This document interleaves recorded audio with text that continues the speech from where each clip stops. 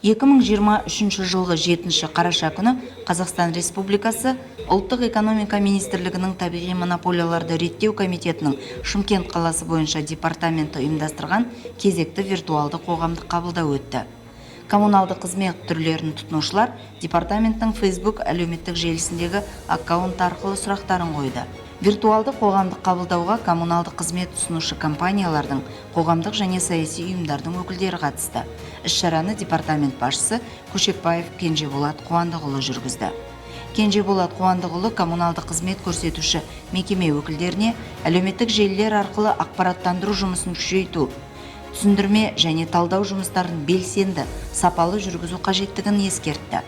Су ресурстары маркетинг жауапкершілігі шектеулі серіктестігінің осы бағыттағы жүйелі жұмысын атап өтті. Күн сайын Facebook, Instagram әлеуметтік желілерінде қалалықтарды, мекеме кәсіпорындарды сумен қамту және кәріз желілері бойынша ақпарат таратылады. Кәсіпорынның 2023 жылға арналған инвестициялық бағдарламасының орындалуы бойынша тұтынушыларды хабардар етіп отырады. Су құбыры желілерін жаңарту, кәріз желілерін қайта құру жұмыстары, сондай-ақ коллекторларды жөндеу жұмыстары, желілердің күзгі қысқы маусымға дайындығы турасында материалдар беріледі. Халық арасында түсіндірме жұмыстары әрі қарай жүргізілуде.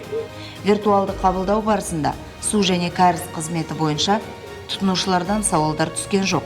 Осы ретте тағы да естеріңізге сала кетейік. Facebook және Instagram әлеуметтік желілерінде кәсіпорынның ашық аккаунттарына хабарласуларыңызға болады. Хабарламаны WhatsApp арқылы да жібере аласыз. Нөмірін жазып алыңыз: 8 705 758 11 11 нөміріне жаза аласыз.